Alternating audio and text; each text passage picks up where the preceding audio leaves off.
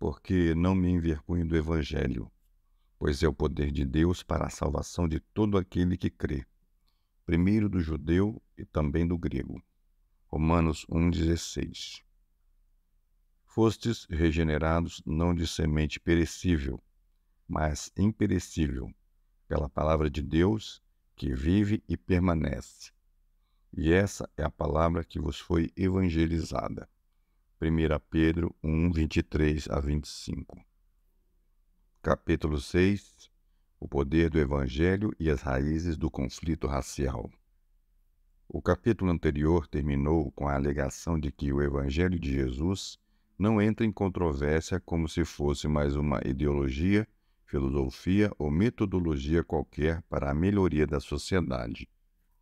Ele entra como dinamite, como o poder do Criador para reconciliar o ser humano com Deus e, de modo sobrenatural, fazer dele um novo homem. Porém, para que não deixemos essas afirmações pairando no ar sem exemplos de quanto o Evangelho pode ser explosivo em matéria de relações raciais, considere como o Evangelho pode criar novas possibilidades de vida quando colocado como dinamite nas frestas das 9 forças destrutivas a seguir. 1.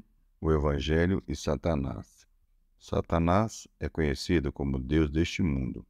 Ele é um ser sobrenatural, real, que odeia os seres humanos e está em total oposição a Deus. Ele veio para matar e roubar. Resta pouca dúvida de que o diabo está profundamente envolvido e agindo quando estruturas e comportamentos insanamente desesperançosos, pecaminosos e autodestrutivos prendem em suas garras grandes grupos de pessoas, sejam elas brancas, negras, de direita ou de esquerda.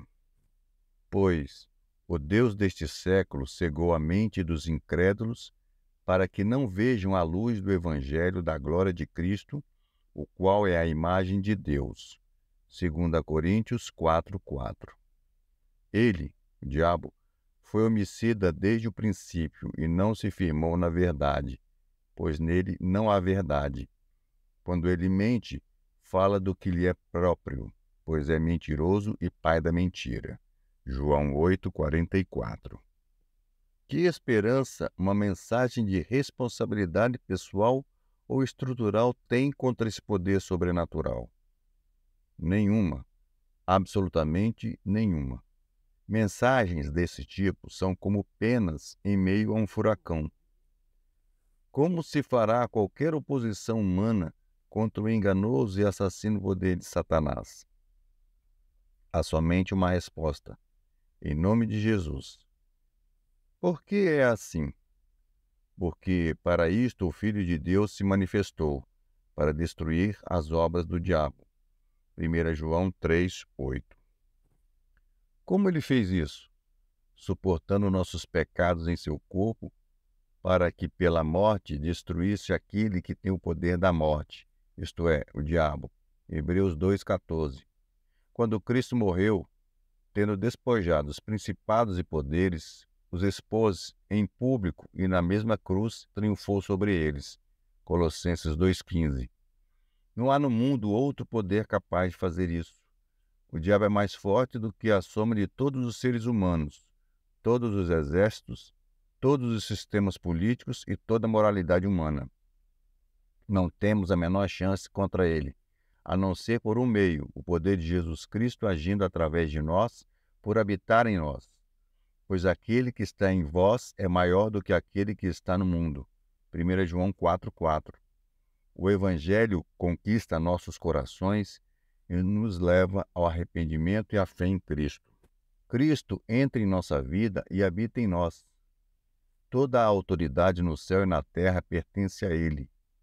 Ele dá ordem aos espíritos imundos e eles lhe obedecem. Marcos 1:27. Portanto, com relação à situação racial, o Evangelho traz em si o único poder capaz de libertar pessoas e estruturas da escravidão do diabo. Ele não dá lugar a nenhum outro poder que não o de Jesus Cristo. E o poder de Cristo se move no mundo por meio daqueles que creram no Evangelho, nos quais o Espírito de Cristo habita. Pois, se alguém não tem o Espírito de Cristo, não pertence a Cristo. Romanos 8:9. Se Satanás vai ceder, em sua horrenda influência, sobre o orgulho racista, os medos paralisantes e os sentimentos de inferioridade e desesperança, isso acontecerá pelo Evangelho de Cristo, ou não acontecerá de nenhuma outra forma. Dá para imaginar o quanto seria grande o avivamento da fé no Evangelho se milhares e milhares de pessoas brancas e negras, em nome de Jesus, resistissem ao diabo e o vissem desaparecer de suas vidas e da vida de suas famílias? Tiago 4:7. 2. O Evangelho e a culpa. Somos culpados diante de Deus, pois já demonstramos que tanto judeus como gregos estão debaixo do pecado, como está escrito, não há justo, nenhum sequer. Ora, sabemos que tudo que a lei diz é para os que estão debaixo da lei que ela diz, para que toda a boca se cale e todo mundo fique sujeito ao julgamento de Deus. Romanos 3, 9, 10 e 19. O Evangelho pressupõe isso. E sem isso não há Evangelho, pois é disso, acima de tudo, que Cristo veio nos salvar, da culpa do pecado e da santa ira de Deus contra o pecado. A culpa desempenha um papel importantíssimo no modo de negros e brancos se relacionarem. É terrível e fatal negá-la. É terrível e fatal envolver-se por ela. É terrível e fatal explorá-la. Não há libertação, nem alívio, nem restauração em nenhum desses modos de lidar com a culpa. A atitude de negação joga a culpa para debaixo do tapete, criando intermináveis ilusões e autojustificativas. Deixar-se envolver pela culpa produz humildade e submissão falsas, além de covardia moral. Explorá-la dá uma falsa sensação de poder que vem a se tornar apenas uma arma de fraqueza. Se não tratarmos da culpa de forma mais profunda, não haverá como prosseguir. Quais boas novas traz o Evangelho em relação à nossa culpa? Cristo morreu pelos nossos pecados. 1 Coríntios 15, 3. Ele mesmo levou nossos pecados em seu corpo sobre o madeiro. 1 Pedro 2, 24. Porque também Cristo morreu uma única vez pelos pecados. 1 Pedro 3, 18. Pois Deus estava em Cristo, reconciliando consigo mesmo o mundo, não levando em conta as transgressões dos homens. 2 Coríntios 5, 19. Daquele que não tinha pecado, Deus fez um sacrifício pelo pecado em nosso favor, para que nele fôssemos feitos justiça de Deus. 2 Coríntios 5, 21. Portanto, todo que nele crê receberá o perdão dos pecados. Atos 10, 43. Não há quem nos salve de nossa culpa senão Cristo, pois ela é, em última análise, a culpa por pecados cometidos contra Deus. Somente Deus pode perdoar esses pecados. E somente Jesus, que é Deus encarnado, pôde morrer de modo a nos declarar justificados, removendo nossa culpa e nosso pecado. Somente pela fé em Cristo, a quem Deus ofereceu como sacrifício propiciatório, por meio da fé, pelo seu sangue, para que ele seja justo e também justificador daquele que tem fé em Jesus. Romanos 3, 25 e 26. Somos realmente e eternamente libertos da verdadeira culpa que temos diante de Deus. Quem pode calcular o efeito que haveria se brancos e negros, de todas as convicções e partidos, de repente se vissem livres do peso esmagador da culpa? Não haveria mais negação, nem pessoas envolvidas pela culpa, nem pessoas que a explorassem. Que inimaginável transformação nossos olhos testemunhariam. Não dá para calcular quais seriam as dinâmicas pessoais e relacionais em todas as nossas relações raciais, caso fôssemos libertos de nossa culpa com transbordante alegria e gratidão. 3. O Evangelho e a arrogância. Deus abomina a arrogância. Pois o dia do Senhor dos Exércitos será contra todo orgulhoso e arrogante, contra todo que se exalta, para que seja abatido. A arrogância do homem será humilhada, e o orgulho humano será abatido, e só o Senhor será exaltado naquele dia.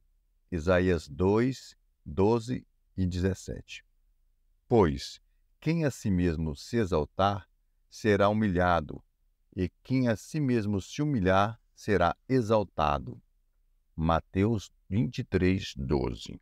Ele escolheu as coisas insignificantes do mundo, as desprezadas e as que são nada, para reduzir a nada as que são, para que nenhum mortal se glorie na presença de Deus. Quem se gloriar, glorie-se no Senhor. 1 Coríntios 1, 28 a 31. A arrogância é um problema do coração que não se submete a Deus. Trata-se de um coração que não sente prazer no fato de Deus ter poder e autoridade absolutos, de um coração que presume que deve rebelar-se contra Deus ou negociar com Ele. Portanto, tanto pode ser o coração de um incrédulo quanto de um religioso. A arrogância se deleita em ser valorizada pelos homens. É sedenta de aprovação humana. Pode tentar parecer fria para intimidar os outros, ou pode ser tímida e fechada por medo de ofender os outros. Pode parecer forte ou fraca. Porém, em qualquer das hipóteses, é consumida por seu próprio ser e por aquilo que um grupo seleto pensa. As tensões raciais estão repletas de arrogância, da arrogância da supremacia branca e do poder negro, da análise intelectual e do menosprezo pela intelectualidade, das agressões verbais proferidas em alta voz ou do desdém silencioso, da soberba que se sente segura ou que mascara o medo. Onde a arrogância domina, não há espaço para a disposição para ouvir nem para a paciência, a compreensão e a abertura que um bom relacionamento exige. O Evangelho de Jesus rompe o poder da arrogância ao revelar a magnitude, a feiura e a capacidade mortal que a arrogância possui, ao mesmo tempo em que providencia a libertação dela. O Evangelho deixa claro que sou tão desesperadamente pecador e que minha dívida com Deus é tão imensa que foi preciso que o Filho de Deus morresse em meu lugar para me salvar. E isso é algo devastador para o ego humano. Deus quis que fosse assim, porque pela graça sois salvos, por meio da fé, e isto não vem de vós, é dom de Deus, não vem das obras para que ninguém se orgulhe. Efésios 2, 8 e 9. Ele nos salva somente pela graça, para que nos gloriemos somente nele. O orgulho e a arrogância são impiedosamente esmagados.